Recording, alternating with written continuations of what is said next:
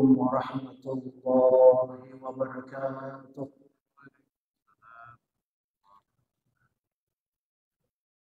الحمد لله الذي فرض علينا الصلاة المكتوبة. أشهد أن لا إله إلا الله وأشهد أن محمدا رسول الله. اللهم صل على سيدنا محمد بن عبد الله وعلى آله وصحبه ومن والاه ولا حول ولا قوة إلا بالله العلي العظيم. Hadirin jamaah salat maghrib yang sama-sama dirahmati oleh Allah Subhanahu wa taala. Alhamdulillah, kembali kita panjatkan puji dan syukur kehadirat Allah Subhanahu wa taala, oleh karena atas izin dan iradahnya kepada kita semua, sehingga kita ditakdirkan oleh Allah untuk tetap istiqomah berada di rumahnya Allah Subhanahu wa taala untuk membuktikan kehambaan kita kepadanya, yaitu melaksanakan ibadah-ibadah, baik ibadah yang wajib maupun ibadah-ibadah yang sunnah. Salawat serta salam mari bersama-sama kita peruntukkan kepada junjungan Nabi besar Nabiullah Muhammad sallallahu alaihi wasallam. Hadirin yang dimuliakan oleh Allah Subhanahu wa taala, insyaallah pada kesempatan yang mubarakah ini kita akan kembali melanjutkan kajian tafsir Ibnu Katsir, dan kali ini kita masih membahas tafsir surat Al-Baqarah ayat yang ketiga, yaitu wa yuqimunas shalah. Ini adalah bagian kedua dari ayat 3 ini, di mana pada bagian pertama kita sudah membahas alladzina yu'minuna bil ghaib. Sekarang kita lanjut yang kedua, yaitu wa yuqimunas shalah.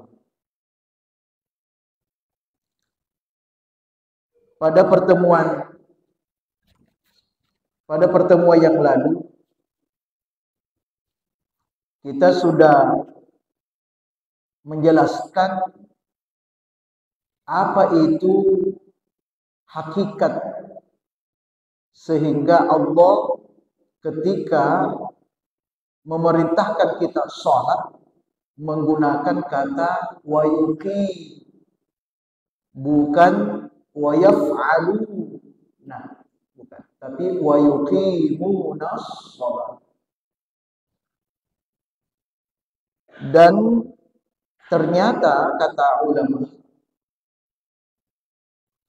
menggunakan kata wa yuqimunas shalah bukan hanya sebatas menunaikan sholatnya.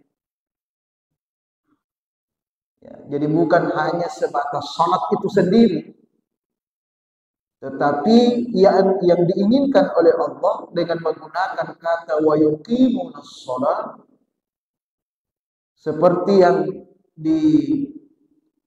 disampaikan oleh Al-Imam Muqatil bin Hibban bin Al-Hayyan, beliau katakan ya, wa yuqimunas shalah ay iqamatuha al-muhafazatu ala mawaqitiha wa isbabit tuhuriha.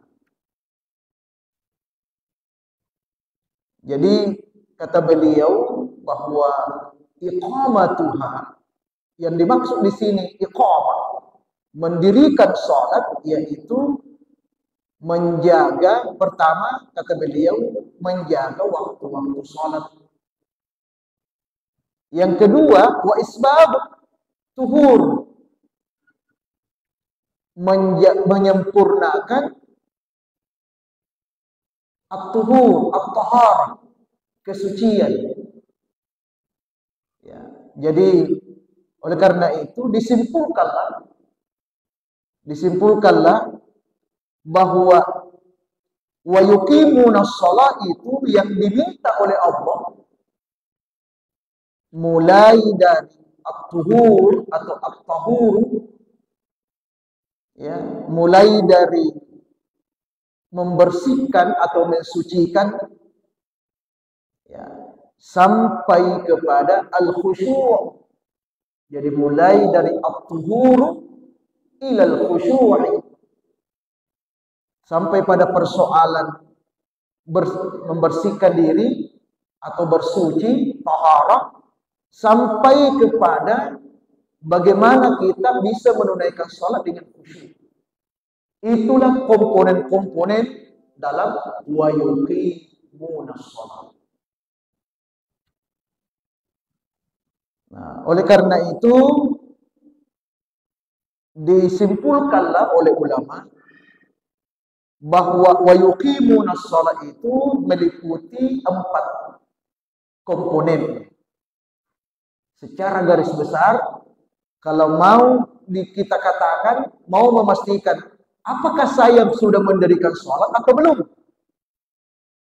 Jawabannya, apakah 4 unsur ini, 4 komponen ini kita sudah tunaikan? Dan lebih penting lagi, apakah sudah sempurna? Karena yang diminta di sini kesempurnaan. Ya, isbabut tuhur, ya, dan penyempurnaan, ya, komponen-komponen yang lain. Jadi ada 4 ini, kita review sedikit supaya nyambung. Jadi yang pertama yaitu syurutus shalah. Ya, ini komponen utama juga, komponen utama. Syurutus shalah, syarat-syarat shalat. Yang kedua arkanus shalah, rukun shalat. Yang ketiga, ya, wujubus shalat, ya, wajibnya shalat. Dan yang keempat, sunanus shalat, sunat shalat. Jadi kata ulama, inilah 4 komponen yang harus ada dalam shalat kalau mau shalat kita disebut wa yuqimunas shalat. Ya, itu intinya.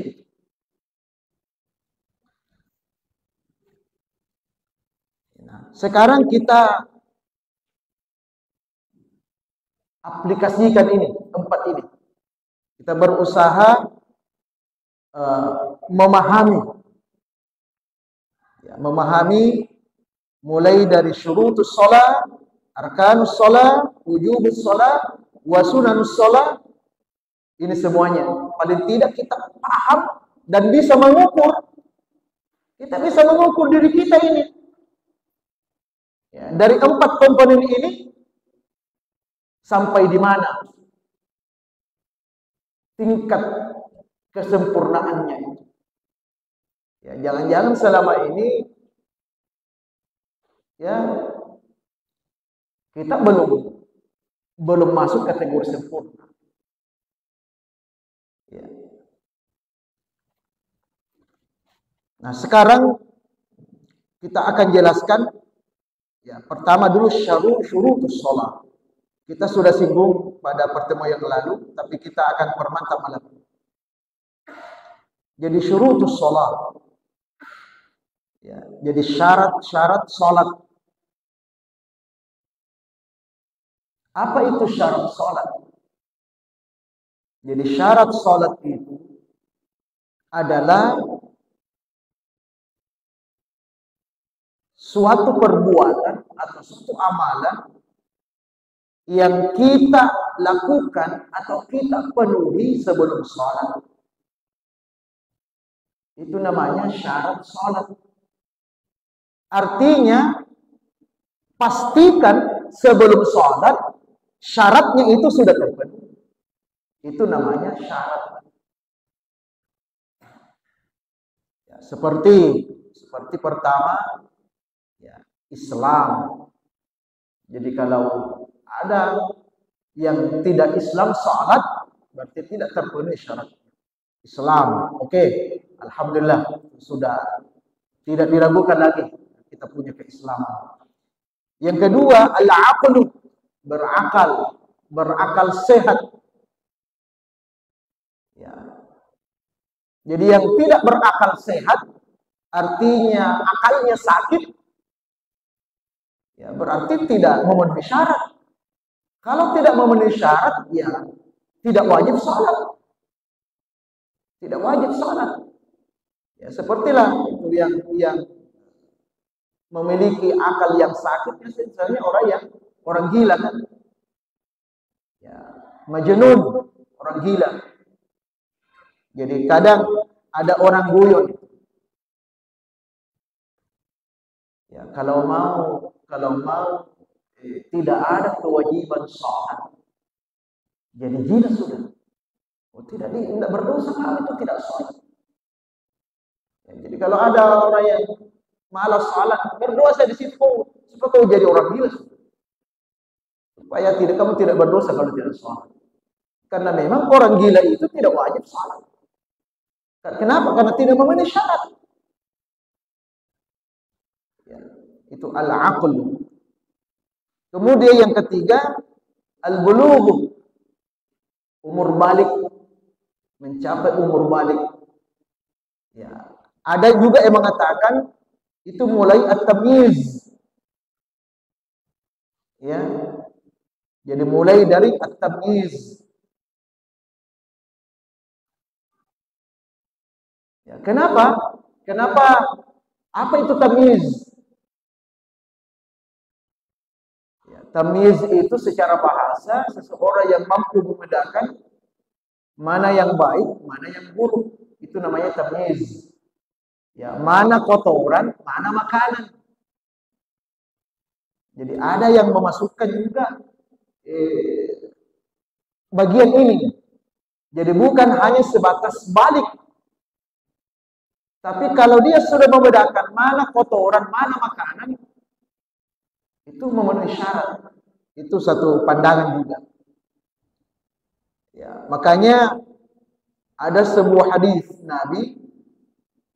Ini dasarnya ini. Kenapa memasukkan tamyiz itu?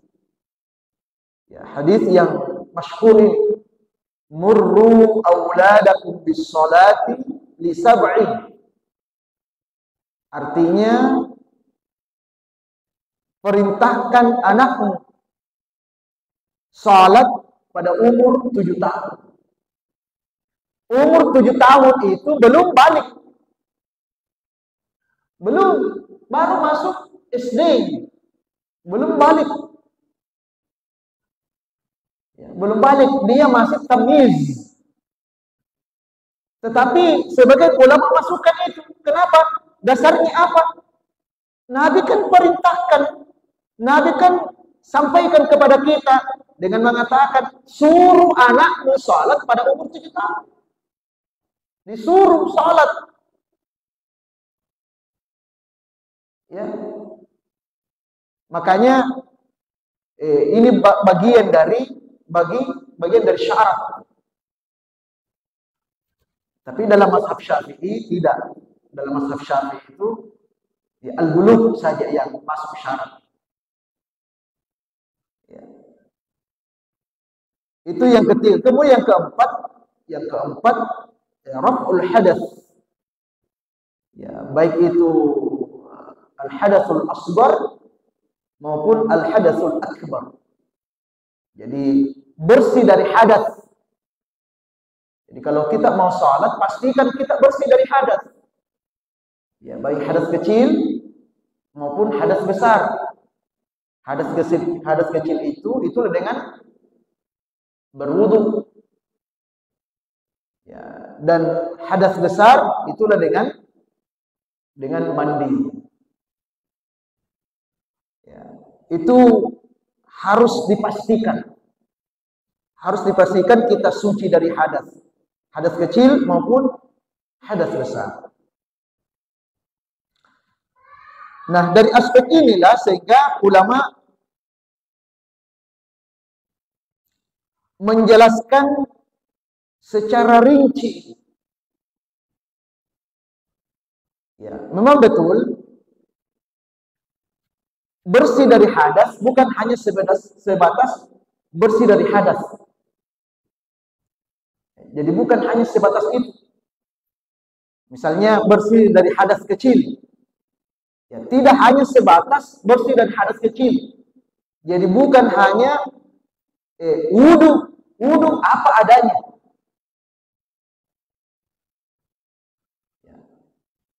Dalam membersihkan hadas itu juga dituntut untuk kesempurnaan. Karena secara logika, apabila wuduknya saja tidak sempurna, maka pasti yang lainnya juga itu tidak sempurna. Sebaik apapun sholat yang dia lakukan, tetap hasilnya sholatnya itu tidak sempurna. Kenapa? Disebabkan karena wuduknya tidak sempurna. Maka semuanya butuh kesempurnaan.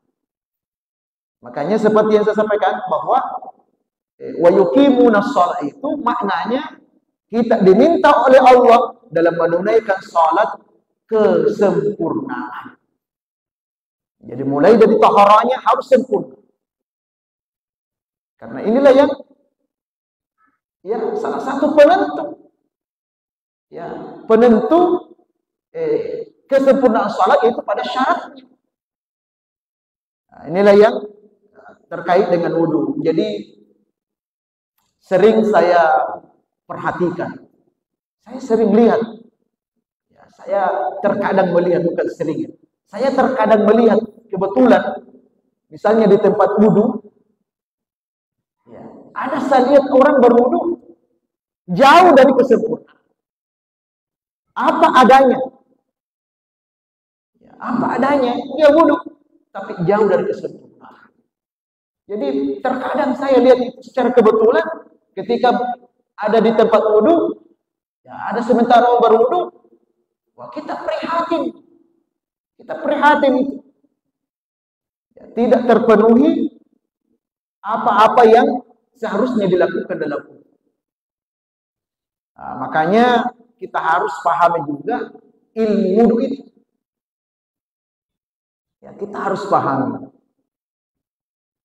Ya, mulai dari apa rukun-rukunnya, apa sunnah-sunnahnya, itu semua kita harus paham. Ya, kita harus pahami semua itu. Ya, nah, tentu kalau kita mau jelaskan semuanya ini ibaratnya ya kita ini sama dengan kembali belajar fikih lah. Kita tidak belajar tafsir. Makanya kita hanya sebatas menyampaikan urgensi. Jadi urgensi bagaimana wudu yang sempurna. Ya. Di sini disebutkan oleh ulama kita yang harus diperhatikan terlebih dahulu kalau wudu itu. Ini singkat saja ini. Yang penting kita sampaikan.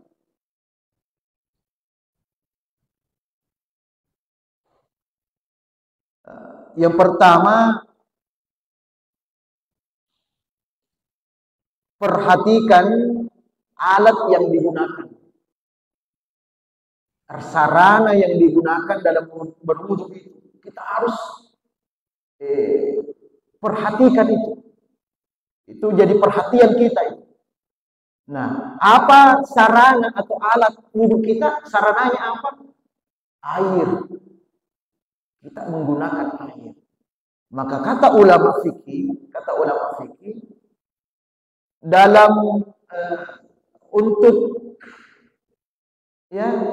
untuk kesempurnaan wudhu kita, maka pastikan air yang kita gunakan itu adalah air tahirun mutahhirun. Jadi tahirun mutahhirun. Apa artinya? Airnya suci dan mensucikan.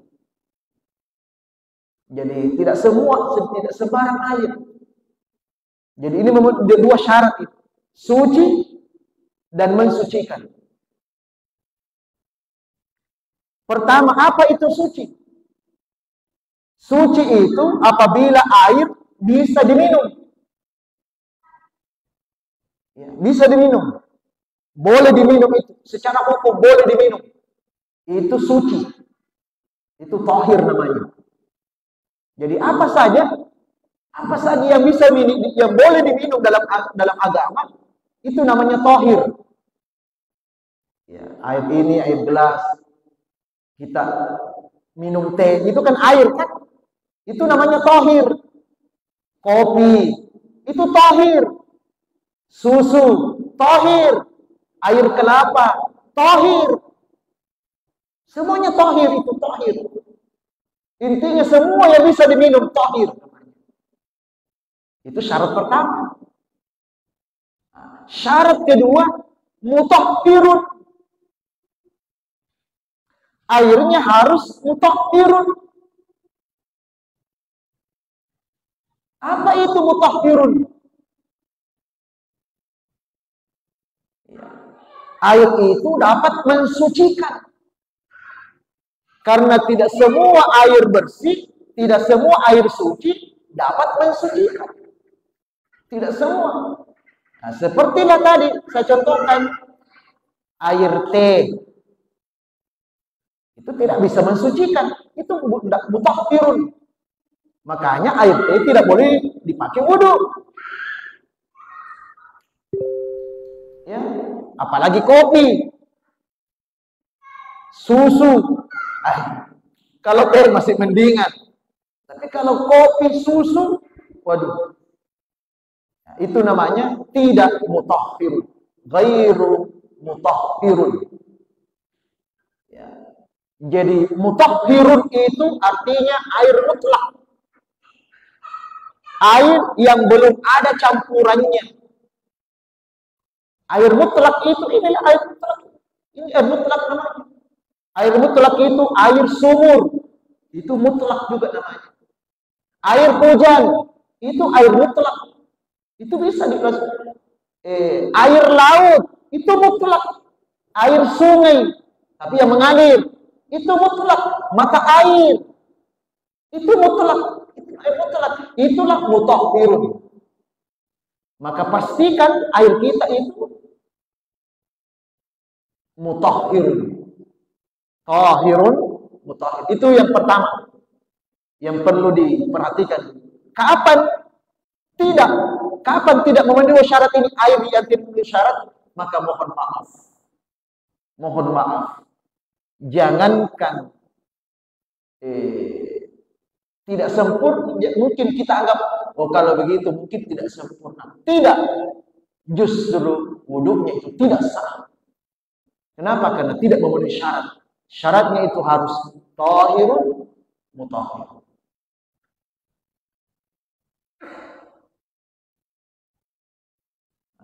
Kemudian yang kedua, ini garis besarnya saja saya sampaikan. Ini yang penting-penting ini. Yang kedua, sebelum berwudu, pastikan di seluruh anggota wudu yang kena air wudu, semuanya kan, kalau ini kan sampai lewat siku kan, ya, kalau muka itu semua, ya, apalagi kaki. Intinya semua yang terkena air wudhu pastikan tidak ada sesuatu yang menghalangi sampainya air. Tidak ada sesuatu yang menghalangi sampainya air.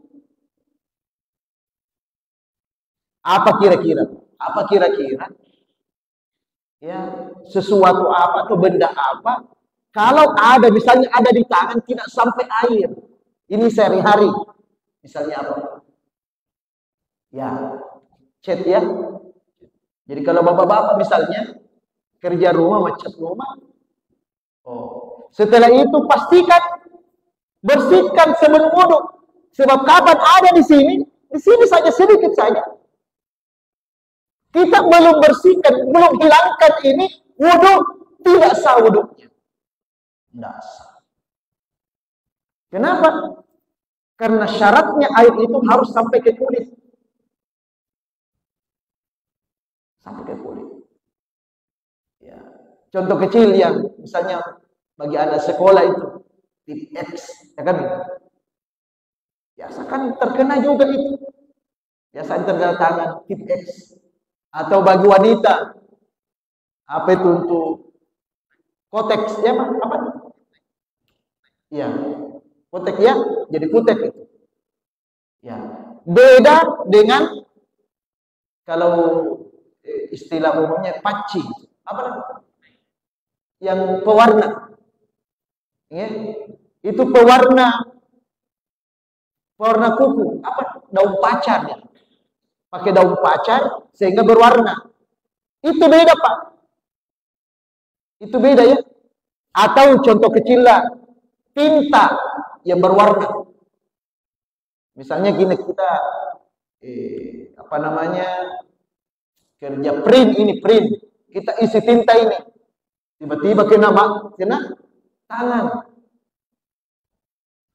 Nah ini harus dibedakan.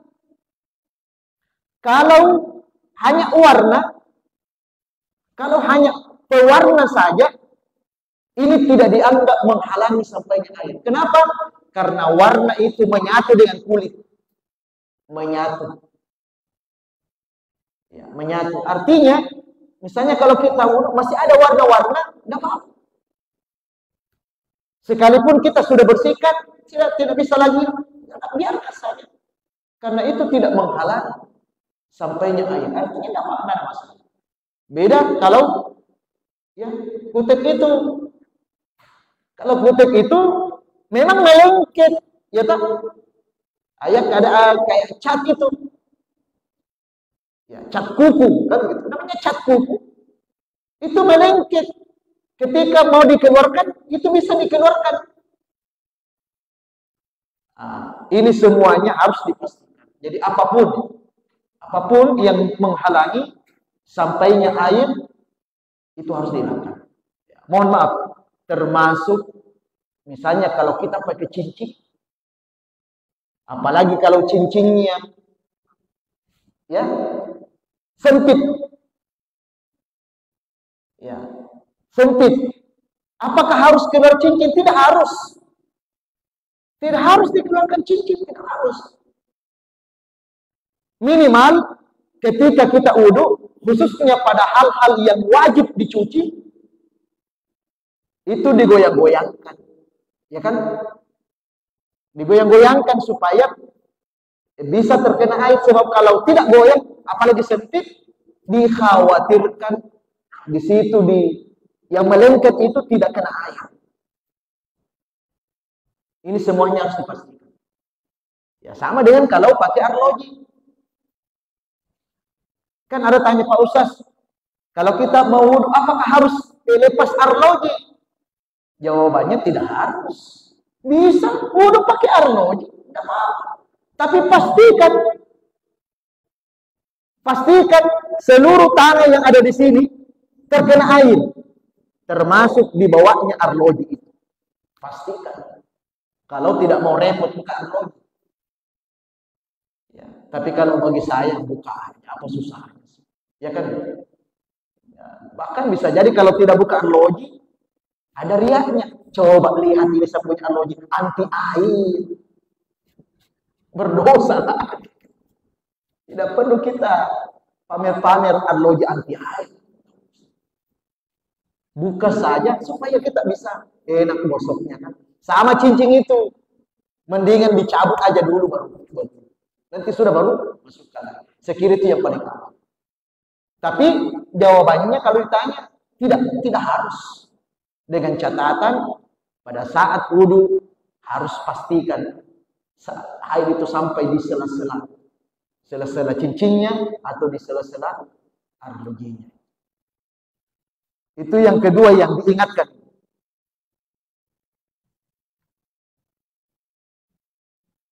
Iya, ini ada dua hal yang dilakukan sebelum wudhu. Ya, ini sebenarnya banyak, tapi ini yang paling penting. Yang lainnya insya Allah kita sudah tunaikan itu. Tapi dua hal ini yang perlu diingatkan. Kemudian masuk pada wuduknya, yang sering saya saksikan orang berwuduk itu. Tapi saya katakan ini jangankan sempurnanya, jangankan sahnya, ini diragukan ketidaksahannya. Khususnya ketika membahas hal-hal yang sifatnya rukun. Contoh, ketika mencuci muka kan rukun, ghuslul wajh, ini bagian dari rukun. Nah, dikatakan oleh ulama, wajah itu ya seluruh wajah. Di mana itu wajah? Mana itu wajah? Ya, wajah itu kalau di atas ini, batasnya wajah sampai yang tidak ditumbuhi rambut. Nah, ini berarti sampai di sini.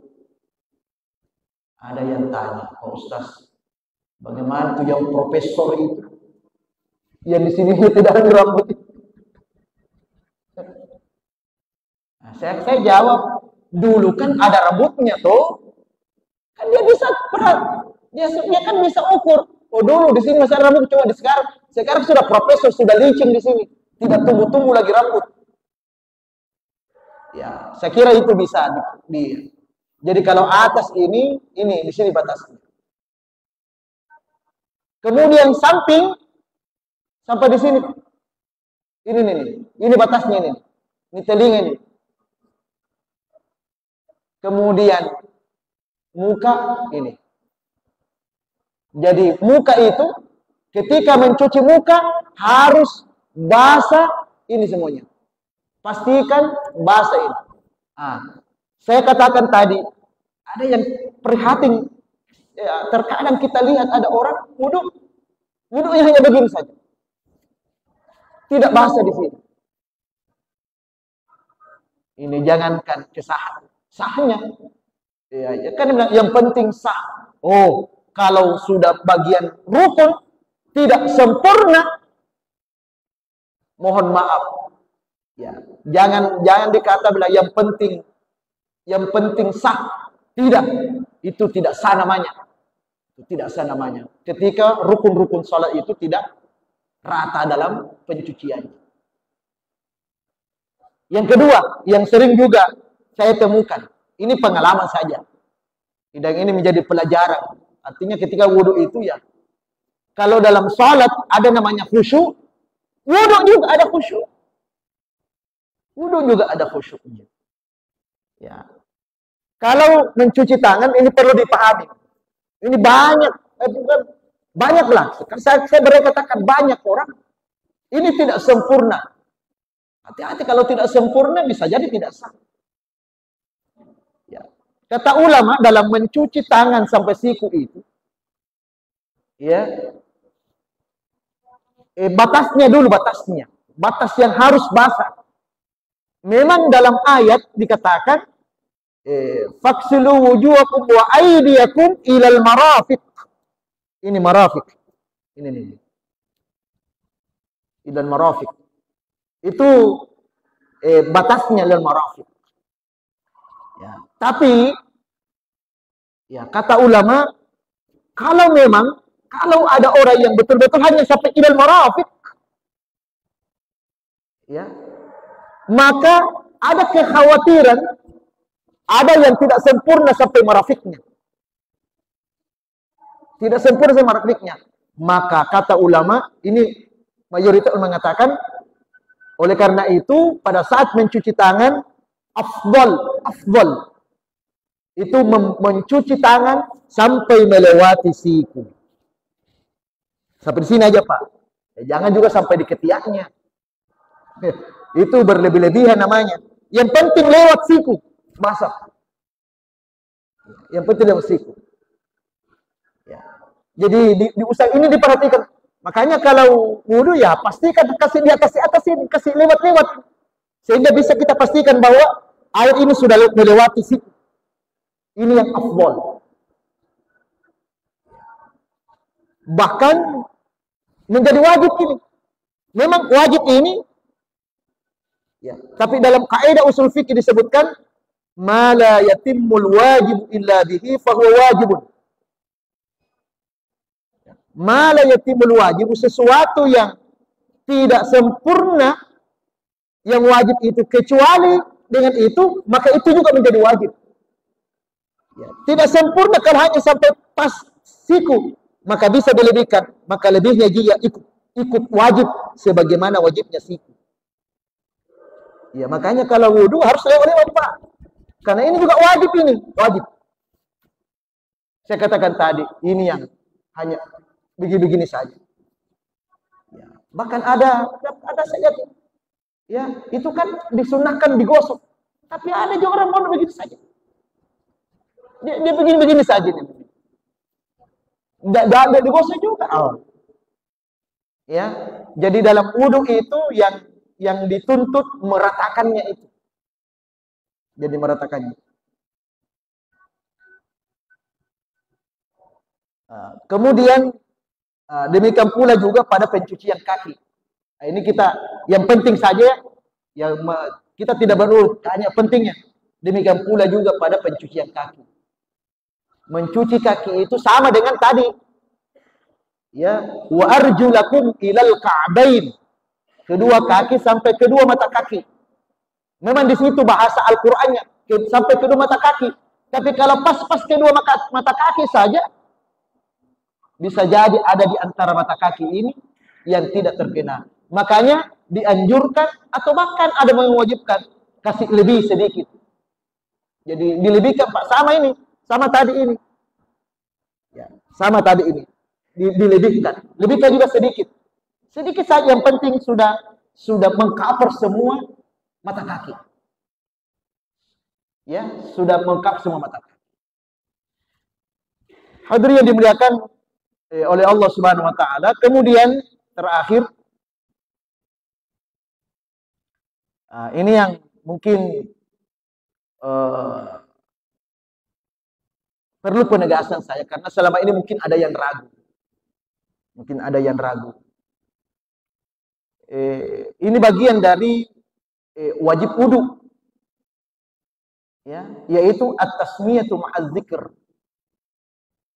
Artinya dalam berwudu itu, ya hendaknya kita ma'az zikir.